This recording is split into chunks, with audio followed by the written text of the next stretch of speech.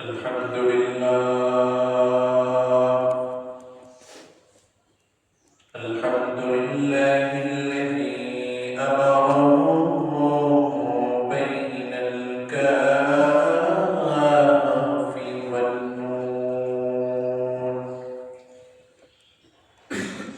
إذا أراد شيئا أن يقول له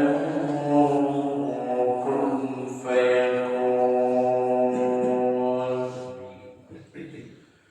فسبحان الذي بيده ملكوت كل شيء وإليه ترجعون ونشهد أن لا إله إلا الله وحده لا شريك له لا ضد له ولا ند له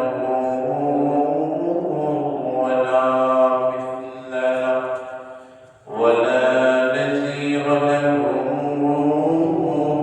ولا وزير له ولا خالق له ولا مالك له ولا والد له ولا مولود له ونشهد أن سيدنا وسندنا وحبيب ربنا وطبيبنا وطبيب قلوبنا ومولانا وأولانا محمدا عبده ورسوله الذي أرسله الله تعالى بالحق بشيرا ونذيرا أما بعد فقد قال الله تبارك وتعالى في كلامه المجيد وفرقانه الحميد أعوذ بالله من الشيطان الرجيم بسم الله الرحمن الرحيم قال اجعلني على خزائن الأرض إني حفيظ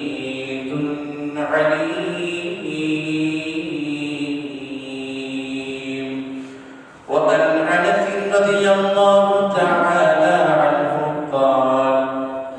قال رسول الله صلى الله عليه وسلم لا إيمان لمن لا أمانة له ولا دين لمن لا عهد له أو كما قال النبي عليه الصلاة والسلام صدق الله مولانا العلي العظيم وصدق رسوله النبي الأمي الكريم الحمد لله আল্লাহ রব্বুল আলামিনের দরবারে অসংখ্য অনেক শুকরিয়া যে মালিক আমাদেরকে লক্ষ কোটি হাজারো মানুষ থেকে নির্বাচন করে বাছাই করে ইসলামের মতো ঈমানের মতো বড় নিয়ামত দিয়ে মুসলিম বানিয়েছেন, ইসলাম ধর্মের অনুসারী বানিয়েছেন। সেই মহান রবের প্রতি সকলের অন্তরের অন্তঃস্থল থেকে শুকরিয়া জ্ঞাপন করে দিলকে নরম করে মালিকের দরবারে একবার সকলে একই বাক্যে আওয়াজ দিয়ে বলে আলহামদুলিল্লাহ। সাথে সাথে মহামানব যাকে সৃষ্টি না করলে আমি আপনি আমাদের মতো নগণ্য মানুষ দুনিয়ায় আসার সুযোগ হতো না। সেই মহামানব আকায়ে নামেদার তাজদার মদিনা সরকার দো আলম হাবিব কিবরিয়া আশরাফুল আম্বিয়া জনাব হযরত মুহাম্মদ মুস্তাফা সাল্লাল্লাহু আলাইহি ওয়াসাল্লামের প্রতি সকলে দরুদ প্রেরণ করি বলি সাল্লাল্লাহু আলাইহি ওয়াসাল্লাম সাল্লাল্লাহু আলাইহি ওয়াসাল্লাম। মুহতারাম হাজিরিন, আমরা গত জুমায় আলোচনা করেছিলাম রাষ্ট্রের অর্থ ব্যবস্থায় ইসলামিক নীতিমালা বলে রাষ্ট্রের পরিস্থিতি পরিবর্তন কেমন হবে আংশিক আলোচনা গিয়েছে। সেখানে আমরা পয়গম্বর হযরত ইউসুফ আলাইহিস সালাতু ওয়াস সালামের ঘটনাটি আমাদের সামনে উপমা হিসাবে, মিসাল হিসাবে, উদাহরণ হিসাবে তুলে ধরেছিলাম। আপনাদের যারা ছিলেন মনে আছে আমরা পয়গম্বর ইউসুফ আলাইহিস সালাতু ওয়াস সালামকে সংক্ষেপে তার ঘটনার বিবরণ দিতে গিয়ে তিনি যে ওজিরে খাজানা হয়েছেন, অর্থমন্ত্রী হয়েছেন, এতটুকু পর্যন্ত গিয়েছিলেন। প্রাসঙ্গিক যা বলেছি পরিপূর্ণ না বলে পয়গম্বর হযরত ইউসুফ আলাইহিস সালাতু ওয়াস সালাম আল্লাহর নবী মনোনীত রাসূল হয়ে তিনি আবার অর্থমন্ত্রী হয়েছেন। তাহলে তার অর্থ মন্ত্রণালয়ে হওয়ার পরে ইতিহাসবিদ বলেছেন মিশরের অর্থ ব্যবস্থা এমন চাঙ্গা হয়েছে যেটা আগামী 7 বছর পর্যন্ত মিশরবাসীকে শেষ করতে পারবে না। তাহলে এমন চাঙ্গা উনি করলো কিভাবে? আমরাও চাই আমাদের দেশের অর্থ ব্যবস্থায় অবনতি না হয়ে উন্নতি হোক, আমাদের দেশ অবনতি না হয়ে উন্নতির দিকে যাক, অর্থনীতি, অর্থ অবস্থা, অর্থ ব্যবস্থা চাঙ্গা থাকুক। রাষ্ট্রের নাগরিক হিসাবে প্রত্যেকের প্রত্যাশা এমন, ঠিক না? কিন্তু অর্থ ব্যবস্থা তো প্রত্যেক নাগরিকের হাতে নয়। আমি চাইলে কি অর্থ ব্যবস্থার অর্থ মন্ত্রণালয়ে কোনো কিছু করতে পারবো? আমার হুকুমে কিছু হবে, আপনাদের হুকুমে কিছু হবে? এটার জন্য আমরা সকলে মিলে মন্ত্রী নিয়োগ যেটা দেই ভোটের মাধ্যমে, নির্বাচনের মাধ্যমে, ওই মন্ত্রীর হুকুমে চলে, অধীনে চলে। তাহলে যেভাবে পয়গম্বর ইউসুফ আলাইহিস সালাতু ওয়াস সালাম অর্থমন্ত্রী নিযুক্ত হওয়ার পরে মিশরের অর্থ ব্যবস্থা চাঙ্গা হয়েছে, এটা তার মেধা, তার আমানতদারিতার কারণ। তাহলে ঠিক তেমনি ভাবে আমাদের অর্থ ব্যবস্থা নাগরিকদের হাতে নয়, অর্থমন্ত্রীর হাতে, যদি তিনি এটাকে আমানতদারিতার সাথে, অভিজ্ঞতার সাথে পরিচালনা করেন। তো তাহলে কিভাবে পরিচালনা করছে, কোন মতাদর্শে পরিচালনা করছে, কিভাবে পরিচালনা করা দরকার, এই নিয়ে আমরা প্রাসঙ্গিক কিছু সংক্ষিপ্ত আলোচনা করেছিলাম। পয়গম্বর হযরত ইউসুফ আলাইহিস সালাতু ওয়াস সালাম ছিলেন আল্লাহর মনোনীত নবী। নবীরা কখনো নিজের ইচ্ছায় কোনো কিছু হুকুম দেওয়া, আদেশ দেওয়া, চালানো নিজের ইচ্ছায় সম্ভব না। আল্লাহর হুকুম, আল্লাহর নির্দেশে যেটা বলবেন, সেটা যেটা হুকুম করবেন, সেই অনুযায়ী চালাবেন।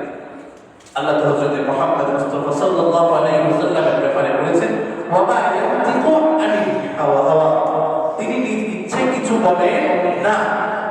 আমাদের নবী হযরত মুহাম্মদ মুস্তাফা সাল্লাল্লাহু আলাইহি ওয়াসাল্লাম যেমন নিজের ইচ্ছায় কিছু বলে না, পূর্বের নবীরাও নিজের ইচ্ছায় কিছু করে না, বলে না, নির্দেশ দেয় না, ওই মোতাবেক চলে না। সব রব যেটা হুকুম করবে, রব যেটা নির্দেশ দিবে, সেই অনুযায়ী পরিচালনা করা, নিজেকে চলা, নিজের জাতিকে হুকুম দেওয়া, সমাজকে উদ্ধার করা, জাহিলিয়াতের যুগ থেকে নিয়ে আসা, সব কিছু রবের হুকুমে। তাহলে আমাদের অর্থ ব্যবস্থা আমরাও চাই মিশনের মতো চাঙ্গা হতে, কিন্তু এটা সম্পূর্ণ তাদের হাতে, তারা আমাদের নিয়ে কথা বলে ইসলামের মধ্যে কি অর্থনীতি নিয়ে, অর্থ ব্যবস্থায় কোন নীতিমালা আছে, বা ওনাদের মতো যদি চলে, টাকা দূষণ করলে কি এটা চাঙ্গা হয়ে যাবে? ইসলামের মধ্যে বলেছে চাঁদাবাজি নাই, ঘুষ খাওয়া যাবে না, অন্যায় করা যাবে না, চাঁদাবাজি করা যাবে না, দুর্নীতি করা যাবে না। যদি এমনই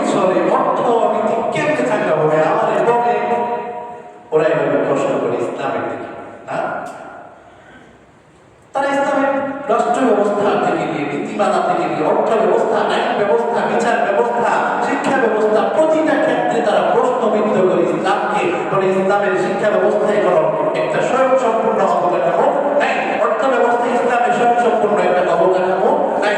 অথচ ইসলামিক অর্থ ব্যবস্থায়, ইসলামিক অর্থনীতিতে যদি আমার আপনার রাষ্ট্র পুরা বিশ্ব চলে, তাহলে পুরা বিশ্বের অর্থ ব্যবস্থা এমন চাঙ্গা হবে যেমন চাঙ্গা হয়েছিল হযরত ইউসুফ আলাইহিস সালামের জামানায়। কিন্তু আজ হচ্ছে বিপরীত।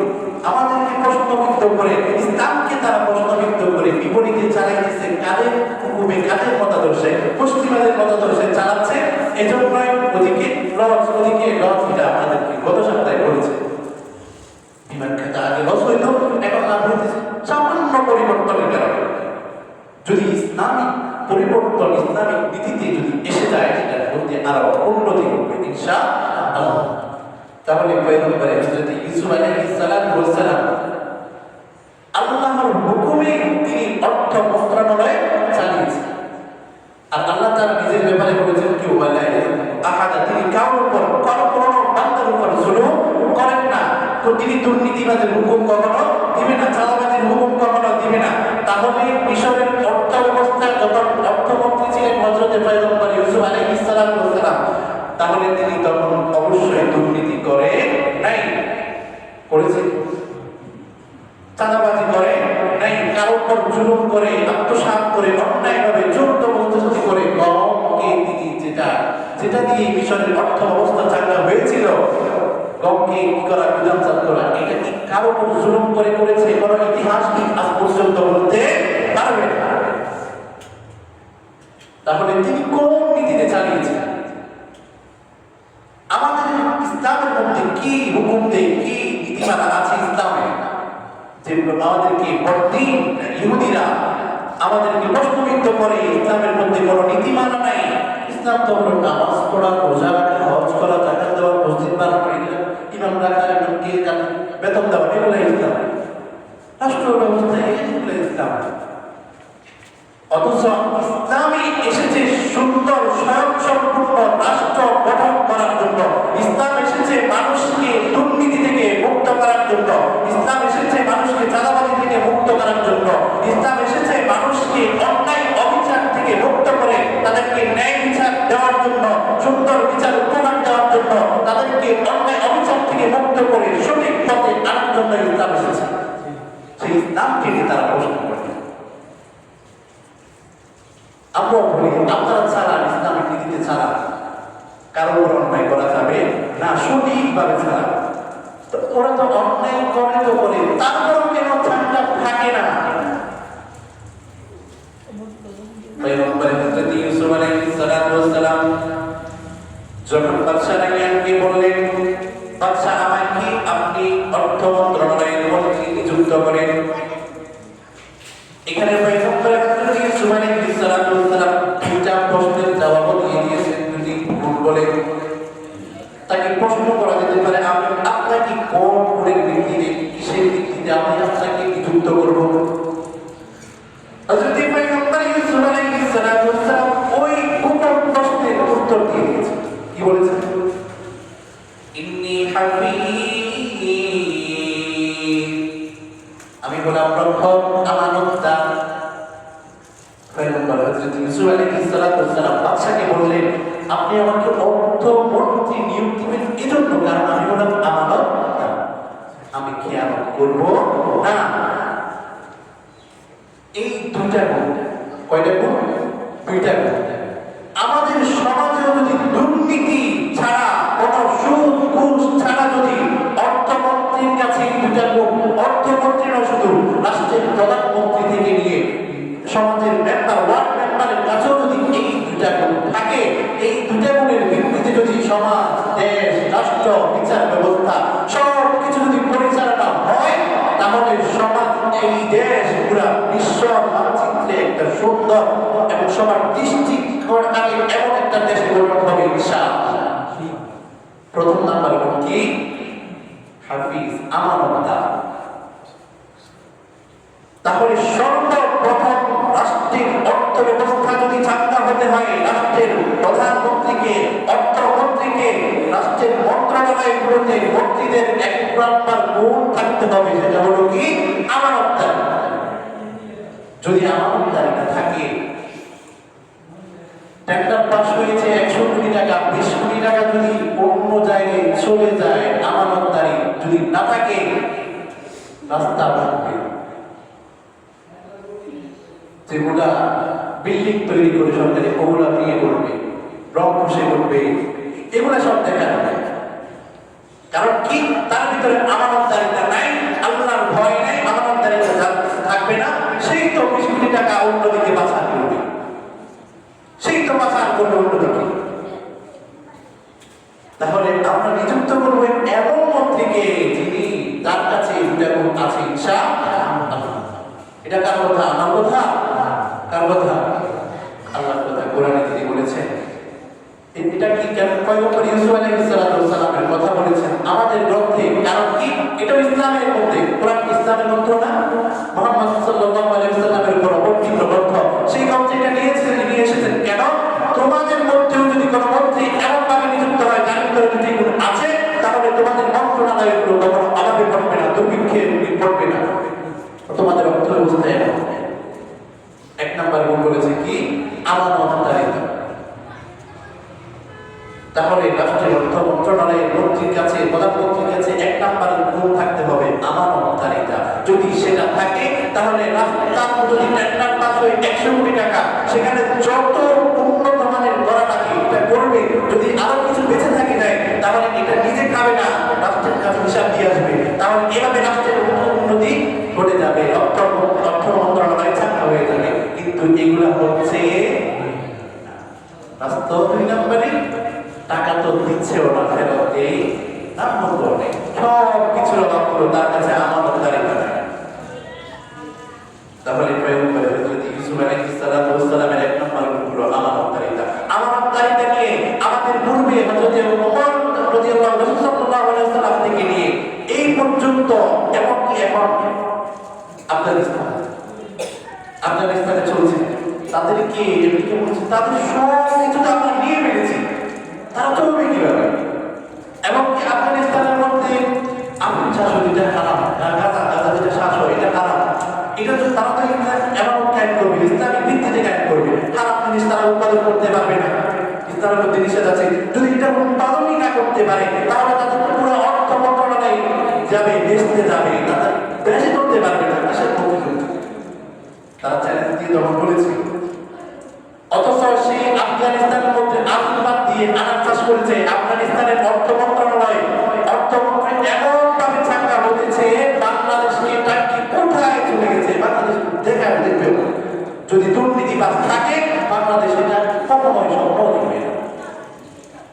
কারণ আপনি স্বপ্ন দেখতেছেন আপনার দেশের অর্থ মন্ত্রণালয় চাঙ্গা হোক, কিন্তু আপনি যাকে অর্থমন্ত্রী নিয়োগ দিচ্ছেন, নির্বাচন করছেন, তিনি তার স্বপ্ন হলো আমার অ্যাকাউন্ট গুলো করে যাক, আমার দোকান গুলো করে যাক, আমার বিদেশে বাড়ি হোক, শহরে বাড়ি হোক, শহরে দাঁড়ান হোক। আপনার মন্ত্রী যদি এমন স্বপ্ন থাকে আর আপনার স্বপ্ন যদি অর্থ মন্ত্রণালয় চাঙ্গা হয়, কখনো ঘটবে না, কখনো এই স্বপ্ন পূরণ হবে না। যদি হতে হয় তাহলে মন্ত্রীর কাছে এক নাম্বার গুণ আমানতদারিতা থাকতে হবে।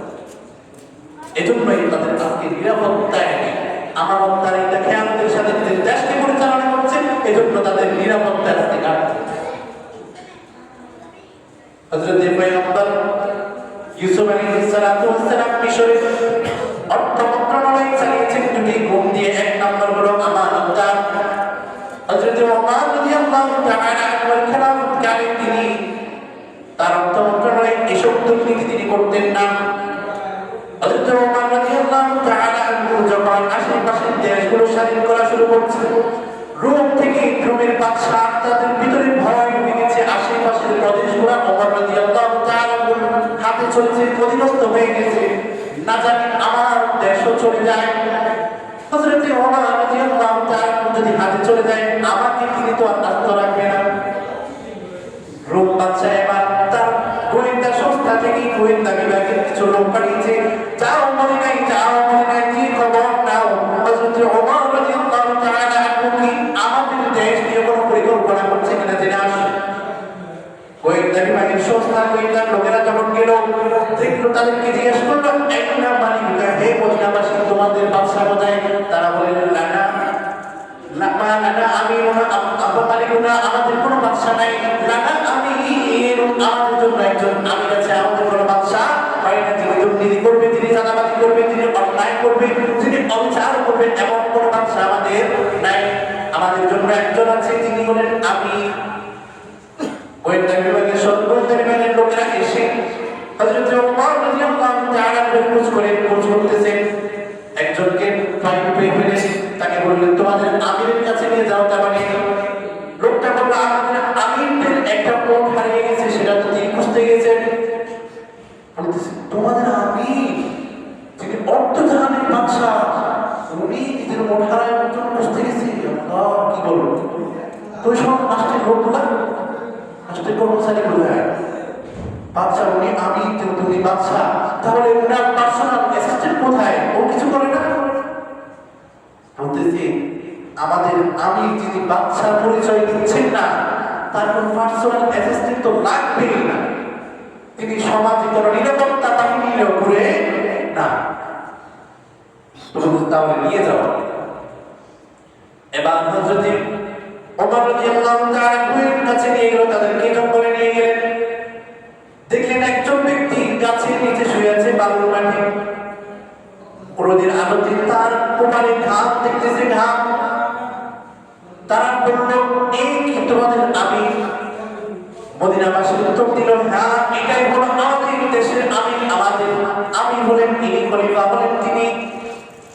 তার আশ্চর্য হয়ে বললেন হে মদিনাবাসী, তোমরা কত সৌভাগ্যবান, তোমরা কত সৌভাগ্যবান। দেখো তোমাদের আমির, তোমাদের খলিফা, তোমাদের রাষ্ট্রনায়ক তোমাদের হকগুলো এমনভাবে আদায় করেছে, তোমরা যিনি নিজেও কোনো নিরাপত্তার ঘাটতি তার কাছে নাই। একজন বাদশা এমন বলে রাষ্ট্রের মানুষের কাছে এমন প্রিয় বলে এভাবে স্বাধীন চিত্তে গাছের নিচে শুয়ে থাকতে পারে। আর আমাদের দেশে অবস্থা এখনো আসে নাই তাদের কি, তাদের লুটফুটায় থাকবে। এটা ওনাদের দলের প্রতি বর্ণনা করছে। লাস্টেরই এমন অবস্থা, উনি না আমাদের নিজের মধ্যে যদি কেউ আমাদের মধ্যে নিয়োগ হয়, এমন নিয়োগ হয়, তাদের নিরাপত্তা নেই, থাকবে কি করে? যে ওসমান হাদি রাহিমাহুল্লাহ তাআলা, আল্লাহ তাকে জান্নাত বাসী করেছে। যে ওসমান হাদি ঘোষণা দিয়েছে চাঁদাবাজদের লিস্টি করে চাঁদাবাজদেরকে ছাঁটাই করা হবে, যে ওসমান হাদিকে আপনার দেশের মানুষরা গুলি করে ফেলেছে। যে ওসমান হাদি ঘোষণা দিয়েছে আমি প্রত্যেকের বিচারে ইনসাফ কায়েম করব, যে ওসমান হাদিকে আপনার দেশের লোকেরা, আপনার দেশের বাচ্চারা তাকে গুলি করে ফেলেছে। এই দেশ এখনো তাদের বিচার করতে পারছে। নিরাপত্তা আপনার দেশের মন্ত্রী কি একজন সাধারণ নাগরিকের নয়? আমি মনে করি সব কিছু তাই আমাদের নির্বাচন করার সময় এটা তো আমাদের হাতে থাকে। আগের দিন যে আমাদেরকে টাকা দিয়ে যায়, এজন্য আমরা দুর্নীতিবাজদেরকে নিযুক্ত করি, যার কারণে আজকে ওসমান হাদির মতো যিনি আমাদেরকে ইনসাফের দেশ দেওয়ার জন্য স্বপ্ন দেখেছিল, ইনসাফ কায়েম করার জন্য স্বপ্ন দেখেছিল, আজকে তার অবস্থা হয়েছে তিনি গুলির আঘাতে দুনিয়া থেকে বিদায় নিতে হয়েছে। আপনাদের কাছে এই সুযোগ হিসাব, যদি নিজেদের দেশকে আমাদের কিছু অন্যায় মাঠে যদি ফেলে দিতে চান, এবারই আপনাদের সুযোগ। তাহলে এক নম্বর হুকুম দিয়েছে কি আমানতদারিতা। দেশে যদি আমানতদারিতা না থাকে, দুর্নীতিবাদ থাকে, তাহলে ওসমান হাদির মতো যদি ছেলেরা বনে এলাকা থেকে, রাষ্ট্র থেকে দুর্নীতি তুলে দিব, তাহলে দুর্নীতিবাজরা এমন হয়ে পড়বে। তারা তো চাইবে না দুর্নীতি উঠুক দেশ থেকে। আপনারা চান? আপনারা দুর্নীতি মুক্ত দেশ গঠন হোক চান? যদি চান বিস্তারিত বলুন, এটা আপনাদের ইচ্ছা, আপনাদের হাতে। যদি চান ওসমান হাদির মতো আরো বিপ্লবী কিছু মানুষ যিনি আমাদেরকে মুক্ত করার জন্য, যিনি আমাদেরকে চাঁদাবাজ থেকে মুক্ত করার জন্য, দুর্নীতিবাজদের হাত থেকে মুক্ত করার জন্য মাঠে নেমেছিল, তাদের আরো কোন হতে যদি এমন চান, তাহলে আপনাদেরও কালকে আমাদের ময়দানে বিচারের কাঠগড়ায় দাঁড়াতে যেটা আমি দীর্ঘদিন আলোচনা করে আসছি, তারা রেগুলার শুনতেছেন কথাগুলো। আল্লাহ বলেছেন তোমরা ইসলাম থেকে অন্য কিছুকে যদি যাও তালাশ করো, অন্য কিছুকে সহযোগিতা যদি করো, তাহলে তোমাদেরকে আখিরাতের কাঠগড়ায় দাঁড়াতে হবে। আর আখিরাতের কাঠগড়ায় ওই দলের অন্তর্ভুক্ত হবে যারা ক্ষতিগ্রস্ত। কোরআনে বলেছেন স্পষ্ট, ইন্নাল ফুজ্জারা ফি জাহিম, ফুজ্জারের ক্ষতিগ্রস্ত। কারণ জান্নাতি হাসরের মাঠে কি জান্নাতি ক্ষতিগ্রস্ত? তারা তো নাজাতীদের দল।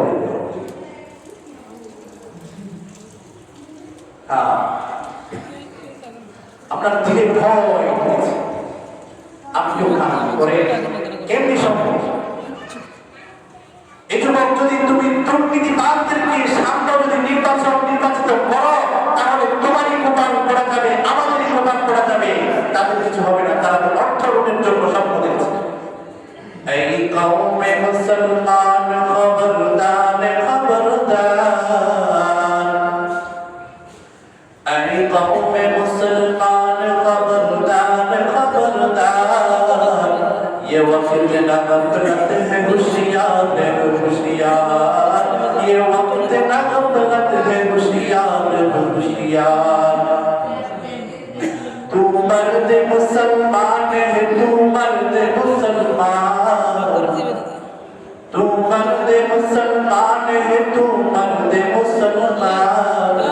एक हाथ में तलवार है, एक हाथ में कुरान, एक हाथ में तलवार और एक हाथ में कुरान। बाजू तेरा तौहीद की कुव्वत से कवी है, बाजू तेरा तौहीद की कुव्वत से कवी है। इस्लाम तेरा दीन है, तू मुस्तफा भी है, इस्लाम तेरा दीन है, तू मुस्तफा भी है। दुनिया को है उस्मान दिए बरहक की जरूरत, दुनिया को है उस्मान दिए बरहक की जरूरत। वो जिसकी निगाह ज़लज़ले आलम अफ़गान, वो जिसकी निगाह ज़लज़ले आलम अफ़गान। ओ जुबान ओ मुसलमान, তুমি যদি এখনো নিজেকে সিংহ পুরুষ যদি ভাবতে না পারো, তুমি যদি এখনো নিজের ভিতরে কোরআনকে যদি চেক করতে না পারো, তাহলে তোমার দেশের দুর্নীতি কখনো বন্ধ হবে না, চাঁদাবাজি কখনো বন্ধ হবে না। রাষ্ট্রের ভিতরে চাঁদাবাজি, দুর্নীতি, অন্যায় অবিচার চলতেই থাকবে। হযরত ওমর রাদিয়াল্লাহু তাআলা মনে আছে কি বলো না?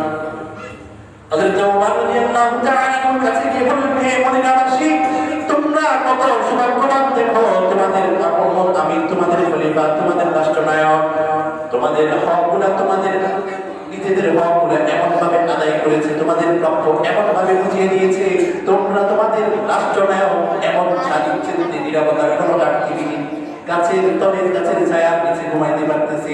আজকে আমাদের দেশে সেটা সম্ভব নয়। তাহলে আমারও তাই এক নাম্বার প্রয়োজন। একদিন জুমার দিন হযরত ওমর রাদিয়াল্লাহু তাআলা খুতবা দিতে উঠলেন। এমন সময় এক লোক দাঁড়ায় গেছে, দাঁড়ায় বলতেছে, হযরত ওমর, আপনার খুতবা দেওয়ার অধিকার নাই যতক্ষণ পর্যন্ত আপনি আমার প্রশ্নের উত্তর দিতে পারবেন না। অথচ হযরত ওমর রাদিয়াল্লাহু তাআলা বলেন, অর্ধজাহানের খলিফা বাদশা তিনি, অর্ধজাহানের রাষ্ট্রনায়ককে একজন সাধারণ মুসল্লি দাঁড়ায় কয়, ওমর আপনি খুতবা দিতে পারবেন না, আপনার খুতবা দেওয়ার অধিকার নাই। হযরত ওমর রাদিয়াল্লাহু তাআলা বলেন, ভাই বলো আপনার ভিতরে কি প্রশ্ন আছে যেটার উত্তর দেওয়া ছাড়া আমার খুতবা দেওয়ার অধিকার নাই? হযরত ওমর রাদিয়াল্লাহু তাআলা বলেন, হে খলিফাতুল মুসলিমিন, আমাদেরকে আপনি বাইতুল মাল থেকে দিয়েছেন ইয়ামানি কাপড়, যেটা দিয়েছেন এক টুকরা, যেটা দিয়ে আমাদের এই স্বয়ং সম্পূর্ণ কাপড় হয় নাই। অথচ আপনার গায়ে যে জামাটা দেখা যাচ্ছে আমাদের এই কাপড় থেকে, অথচ আপনার গায়ে যে জামাটা দেখা যাচ্ছে একটা পরিপূর্ণ জামা। আমার দিনের প্রশ্ন, আপনি খলিফা নিযুক্ত হয়ে কোন অর্থ মন্ত্রণালয় থেকে বাইতুল মাল থেকে কোন খেয়ানত করেছেন কিনা? হযরত ওমর রাদিয়াল্লাহু তাআলা যদি চাইতেন নিজে নিজে একটা পরিপূর্ণ জামা বানায় নিতে পারতেন, তিনি বলেন অর্থ জাহানের খলিফা। অথচ হযরত ওমর রাদিয়াল্লাহু তাআলা আনহুর গায়ে যখন পরিপূর্ণ একটা জামা দেখেছে, একজন মুসল্লি দাঁড়ায় গেছে বলে, তোমার গায়ে কেমনে জামা হয়? যতক্ষণ পর্যন্ত তোমার গায়ে জামা পরিপূর্ণ হওয়া নিয়ে আমাদের কি খবর দিবে না? এটা আমার প্রশ্নের উত্তর যখন সঠিকভাবে দিবে না, ততক্ষণ পর্যন্ত আপনার খুতবা দেওয়ার অধিকার নাই।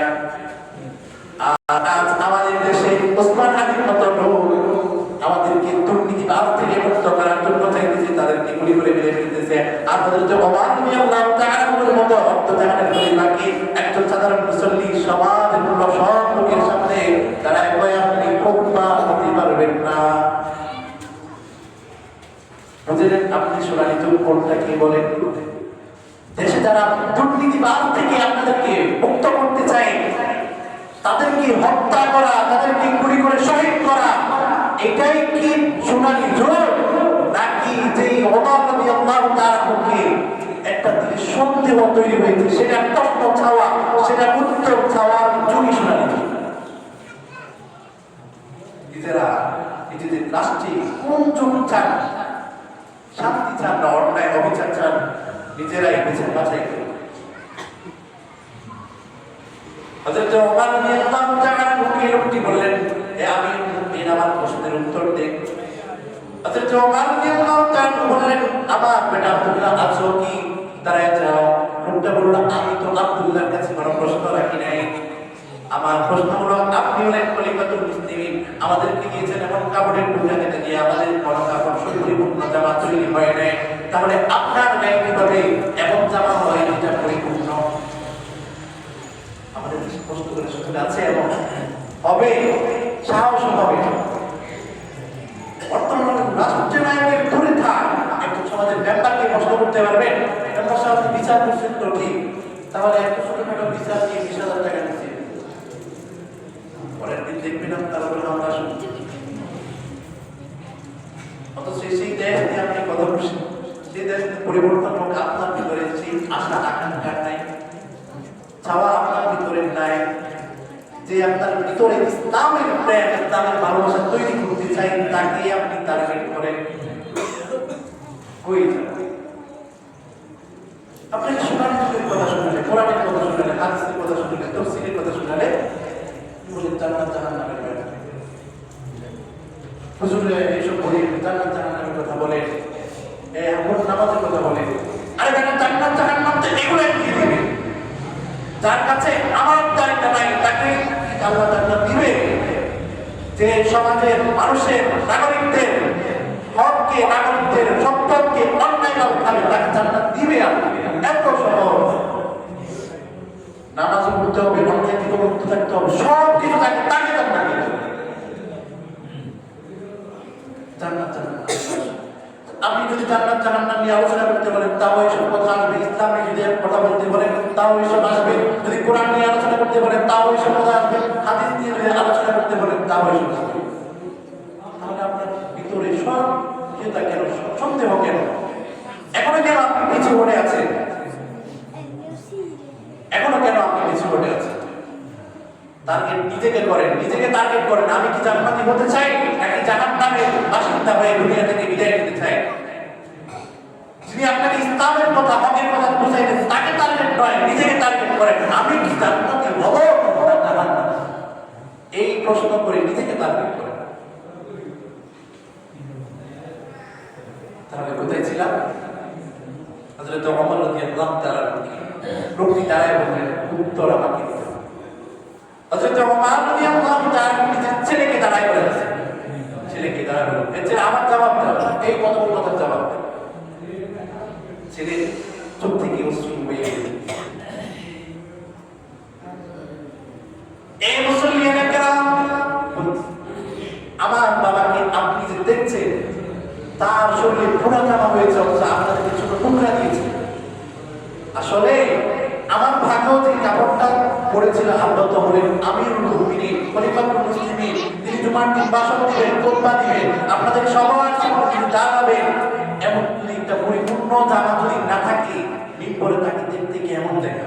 এই জন্য আমার আব্বা নিজে চেয়ে আমার ভাগের টুকরোটা সবার নিয়ে একটা পরিপূর্ণ জামা তৈরি করেছে। সুবহানাল্লাহ।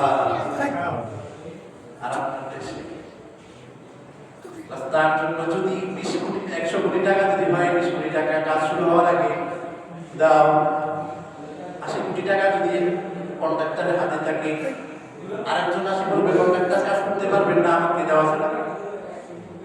কত গ্রুপ আসবে, আমাকে দেওয়া ছাড়া কাজ করা যাবে? এমন করলে রাস্তা এমন বাঙাই থাকবে, রাস্তা এমন বাঙাই থাকবে।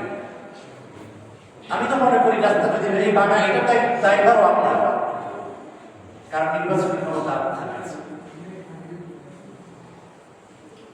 তাহলে দ্বিতীয় নাম্বার গুণ হলো কি? ইন্নী হাফিজুন আলীম।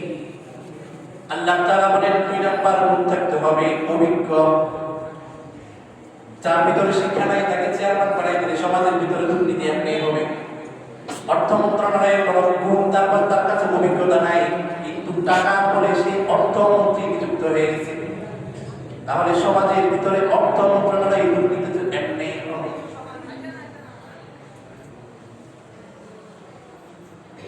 তাহলে আপনাকে আপনার নিজের মাইন্ডসেটকে চেঞ্জ করেন, এখনই সুযোগ, এখনই সুযোগ।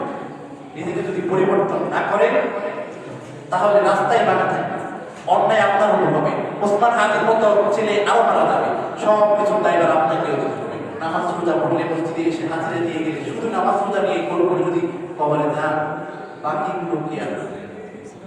জান্নাতের কথা তো আমরা শুভবোধন করেছি। কারা জান্নাতি হবে? ইন্নাল আবরার লাফি নাঈম। আবরার জান্নাত। আবরার কারা? الأبرار الذي بروا بإتقاء الله تعالى وأداء فرائضه। যিনি আল্লাহ তাআলার ফরআইদগুলা, বিধানগুলা, হুকুমগুলা, নিষেধগুলা সঠিকভাবে আদায় করবে, মানবে, তিনি হলেন আবরার। আর আবরারই তো জান্নাত। যদি আবরার না হয় তাহলে সে ফুটচাল।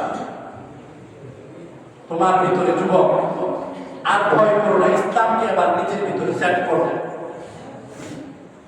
নিজের মাইন্ডসেট ইসলামকে এবার সেটিং করো, না হলে হঠাৎ করে দুনিয়া থেকে এমন ভাবে চলে যাবে প্রশ্নবিদ্ধ। তোমার অন্যায়ের কারণে, তোমার প্রশ্রয়ের কারণে সমাজের মানুষ কষ্ট করে, নিজেকে এবার চেঞ্জ করো। তাহলে অর্থমন্ত্রী আমরা নিজেদের সমাজের মেম্বার থেকে নিয়ে, ওয়ার্ড মেম্বার থেকে নিয়ে প্রধানমন্ত্রী পর্যন্ত নির্বাচন করব 2টি গুণ দিয়ে। কয়টা? একটু আওয়াজ দিয়ে বলেন কয়টা? কে বলেছেন এই 2টা গুণের কথা? কার কথা এগুলা? কোরআনের কথা। তাহলে আমার কথা নয়, ব্যক্তিগত কোনো কথা আমি এখানে মিম্বারে বসে বলি নাই, রবের কথা আপনাদের কাছে বোঝাই দিচ্ছি। রব বলতেছেন আপনাদের মন্ত্রী যদি নিযুক্ত করতে চাও 2টি গুণে নিযুক্ত করবা। 1 নাম্বার গুণ হলো আমানতদার থাকতে হবে। রাসূল সাল্লাল্লাহু আলাইহি ওয়াসাল্লাম যে হাদিসটা পড়েছি বলেছেন লা ঈমানা লিমান লা আমানাতা। যার ভিতরে আমানতদার নেই সে তো ঈমানদারি, তার ঈমান ঠিক নেই। যার ঈমান ঠিক নেই তাকে যদি নিয়োগ দেন, সেই সব চাঁদাবাজি, আখিরাত, জাহান্নাম এগুলো তো ভয় থাকবে না। শুধু থাকবে নিজের ব্যাগ পুরো হোক, রাষ্ট্রের সমাজের কি হোক, এসব তার মাথায় থাকবে না। নিজেদের দেশকে ওমর রাদিয়াল্লাহু তাআলা খেলাফতের সোনালী যুগের মতো তৈরি করুন ইনশাআল্লাহ। এর ভিতরে কোনো ভয় নেই। বাসু মে তেরা তাওহীদ কি কুররত সে কবি হে, ইসলাম তেরা দ্বীন হে, তু মুস্তাফাবি হে। তুমি মুস্তাফার সৈনিক, তুমি রাসূলের সৈনিক, তোমার ভিতরে আর ভয় নেই। এখন তুমি নিজের দেশকে, নিজের সমাজকে, নিজের রাষ্ট্রকে পরিবর্তন করো, বিচার ব্যবস্থায় নিজের পরিবর্তন আনার চেষ্টা করো। ইনশাআল্লাহ আগামী রাষ্ট্র যদি ইসলাম অনুযায়ী, যদি প্রত্যেকের কাছে আমানতদারিতা, ইসলামের প্রিয় প্রেম যদি দিলে থাকে, দেশপ্রেম যদি দিলে থাকে, আমানতদারিতা যদি তার মনে থাকে, তার ভিতরে যদি অভিজ্ঞতা থাকে, তাহলে আমাদের দেশ সোনালী জমিটি হবে ইনশাআল্লাহ। ওয়া আখিরু দাওয়ানা আলহামদুলিল্লাহি রাব্বিল আলামিন। আব্দুল মান্নান এর জন্য দোয়া চেয়েছেন, তার মায়ের, মিটনের মায়ের জন্য দোয়া, মেয়ের জন্য দোয়া চেয়েছেন। আল্লাহ তাদেরকে সুস্থ রাখুন, শাফায়ে কামিল আজলা দান করুন, তাদেরকে বালা মুসিবত থেকে হেফাজত করুন, তাদের পরিবারকে আল্লাহ হেফাজত করুন। সকলে বলেন আমিন। আজকে আমাদের কাছে, আপনাদের কাছে, আমার সাথে আমার মামা এসেছে, মেহমান হয়েছে। আমার ছোট মামা, আপনার চাকরি নিয়ে একটু সমস্যা চলতেছে, সকালে আমার মামার জন্য দোয়া করবেন, আল্লাহ তাকে যেন তার সঠিক হালাল রিজিকের ব্যবস্থা করে দেয়। সকলে বলেন আমিন। ওয়া আখিরু দাওয়ানা আলহামদুলিল্লাহি রাব্বিল আলামিন। যারা তোমরা পড়ে নেই